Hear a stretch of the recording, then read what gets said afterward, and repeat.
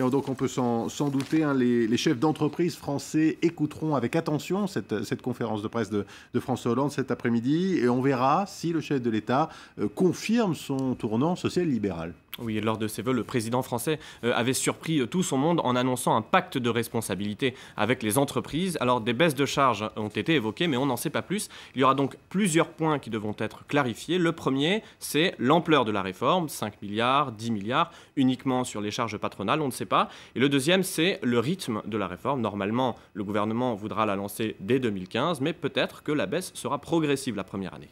Et puis un autre point qui pose problème, Georges, hein, c'est le financement de cette réforme. Oui, en plus des économies massives qui ont été lancées pour la deuxième partie du quinquennat, hein, c'est pas moins de 50 milliards qui doivent être trouvés d'ici 2017. Et il faudra sûrement aller plus loin. Alors, certaines pistes sont évoquées, notamment une réforme de la sécurité sociale et des collectivités locales. Enfin, dernier point, quelles sont les garanties qui seront apportées par les entreprises? Les syndicats demandent des garanties en termes d'embauche, ce que le MEDEF refuse. Ils considèrent que les entreprises sortent exsangues de la crise et qu'il est impossible de promettre quoi que ce soit. Je vous propose d'écouter Laurent Berger, le secrétaire général de la CFDT à ce sujet. Il ne peut pas se faire sans des contreparties réelles pour les salariés, qui sont en termes d'emploi, de qualité de l'emploi, de baisse de la précarité. Ok, pourquoi pas, discutons, mais pas de mano à mano entre le gouvernement et le patronat, pas de chèque en blanc aux entreprises, discutons. Direction les États-Unis maintenant, Georges, États-Unis où s'ouvrait hier soir le salon de l'automobile de Détroit, ouverture qui s'est faite dans l'euphorie générale. Et puissance, légèreté, matériaux high-tech, les amoureux de belles voitures vont être ravis car les constructeurs ont présenté cette année de nouveaux modèles très ambitieux. L'année 2014 s'annonce en effet très très bonne. Regardez. Balai de voitures de luxe dans une ville en faillite, un petit signe de l'optimisme qui plane sur ce salon de l'automobile. À l'intérieur, les stands scintillent. Les constructeurs ont dépensé plus de 200 millions de dollars pour avoir le plus beau. Les chiffres parlent d'eux-mêmes.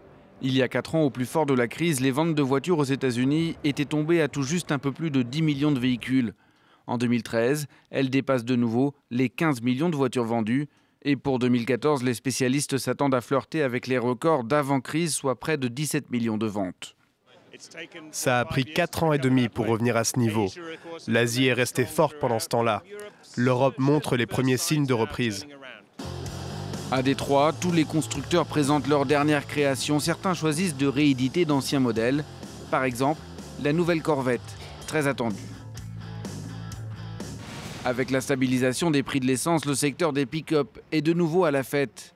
Quant aux véhicules électriques, la plupart des marques en présentent, mais pour le patron de la filiale américaine de Volkswagen, le succès de ce marché dépend avant tout de la volonté politique. Si les gouvernements décident de concentrer leurs efforts dans ce domaine, le marché pourrait s'étendre, dans les grandes mégalopoles par exemple. Sinon, ce sera un problème, car avec le prix important des batteries, il est très difficile de convaincre les clients. Les premiers jours du salon sont réservés aux professionnels. Le grand public pourra s'y rendre dès samedi. 850 000 personnes sont attendues jusqu'au 26 janvier.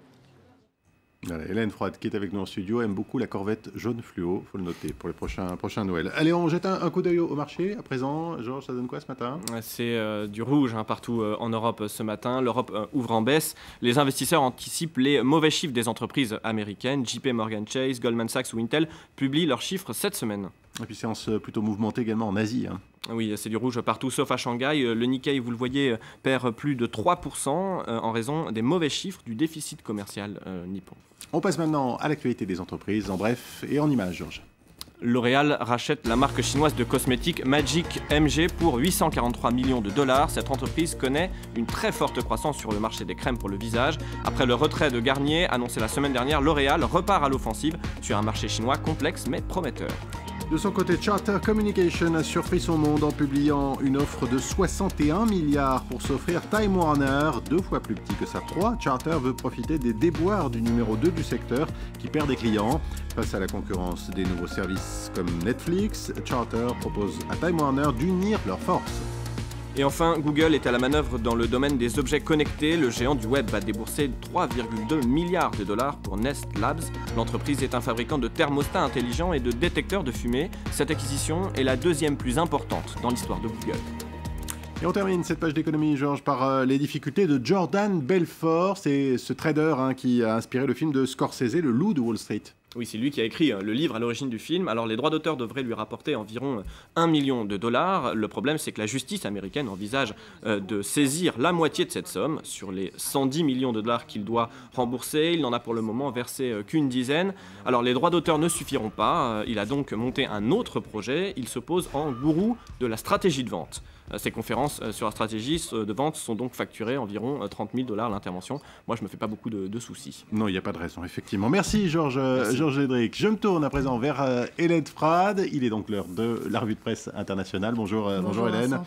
Et on commence cette revue de presse avec cet appel des États-Unis et de la Russie. Appel à un cessez-le-feu limité en Syrie avant la conférence de paix du 22 janvier. C'est une des exigences de la coalition de l'opposition syrienne pour participer. Oui, ce serait même un répit vital, non seulement pour l'opposition syrienne, mais pour toutes les parties prenantes de ce conflit. C'est ce qu'écrit ce matin le quotidien panarabe basé à Londres, Asharq al-Awsat, qui évoque des belligérants, le régime, ses alliés, ses opposants, mais surtout un peuple syrien exténué après 3 années de guerre civile, les pires années de l'histoire de la Syrie, au cours desquelles le régime syrien a montré ses capacités de survie, s'appuyant sur un appareil militaire et sécuritaire, rivalisant avec celui de Saddam Hussein en son temps, ou celui de la Corée du Nord, je cite, sans toutefois parvenir à éradiquer des opposants qui sont toujours, eux, aussi divisés. Tout se passe comme si aucune partie ne parvenait à l'emporter sur les autres. Voilà ce qu'écrit en substance le journal, qui invite l'Iran et l'Arabie saoudite, qui plaident toujours, on le rappelle, en faveur d'une transition politique, à réduire le fossé qui les sépare, à trouver enfin un compromis. 3 ans après le début de la guerre, The International New York Times parle, lui, de négociations qui font du surplace, alors que sur le terrain, les pires pronostics se sont réalisés.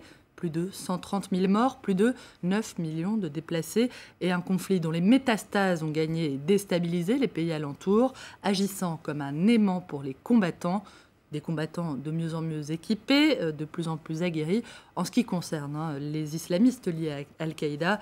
Alors que pendant ce temps-là, les États-Unis et leurs alliés tergiversent sur l'aide à apporter ou non à l'opposition modérée, s'inquiétant de la destination possible et finale de cette aide éventuelle. Il est plus que temps d'apporter une assistance non létale à l'opposition syrienne modérée, conclut ce matin The International New York Times.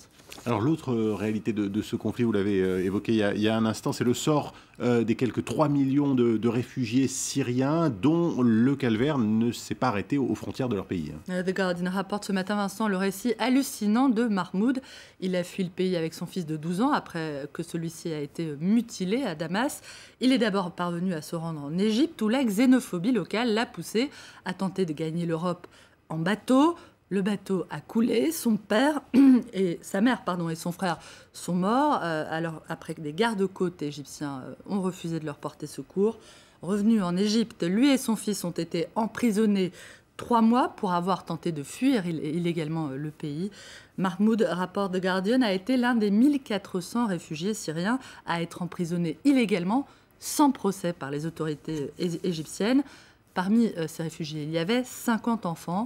200 de ces réfugiés ont finalement obtenu un droit d'hébergement pour 3 mois, mais pour tous les autres, rien, si ce n'est l'obligation de retourner chez eux. C'est impensable, disent ces déplacés sans refuge.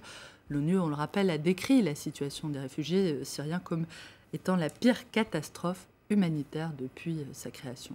Et 3 ans après le début des révolutions arabes, le bilan, on l'entend, en Syrie et en Égypte notamment, reste très sombre. Le journal Le Monde consacre tout un dossier à la façon dont le printemps arabe s'est transformé au fil des mois en guerre d'influence entre l'Arabie saoudite sunnite et l'Iran chiite.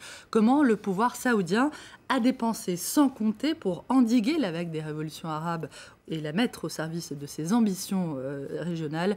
En Égypte, rappelle Le Monde, la monarchie a remis en selle les militaires à coups de pétrodollars pour étouffer les frères musulmans et les révolutionnaires. En Syrie, elle soutient les rebelles pour mieux contrer l'Iran. Échappant à cette mainmise, la Tunisie, où tout ça a commencé, à Sidi Bouzid plus précisément, c'est le seul pays désormais du printemps arabe à poursuivre une transition démocratique. Qui n'est pas forcément aisée non plus. On termine par un coup d'œil à la presse anglo-saxonne. Hélène, une presse qui consacre depuis plusieurs jours une large part aux difficultés de François Hollande. Considéré comme une sorte d'anomalie génétique, le goût des Français pour la vie privée et la discrétion des médias français, toute relative, il faut le dire, en ce qui concerne la façon dont les dirigeants occupent leur temps libre, eh bien, tout ça ne cesse de surprendre, outre-Manche et outre-Atlantique, fournissant une matière toujours renouvelée à tout un tas d'éditos. À voir ce matin dans The Independent ce petit conseil à destination de François Hollande. Éluder le sujet de sa vie privée, se concentrer sur les sujets purement politiques et ses responsabilités publiques. Les Français en remontrent aux Américains en matière de scandale sexuel présidentiel. C'est body même ce matin de LA Times. Moi, je dis, c'est toujours bon à prendre. Merci, Hélène Frade. Merci donc. Voilà ce qui fait la une de la presse internationale. Il est maintenant 9h27, tout juste à Paris. Dans un instant, la météo. Et puis un nouveau journal, nouvelle demi-heure d'information. À suivre notamment notre focus.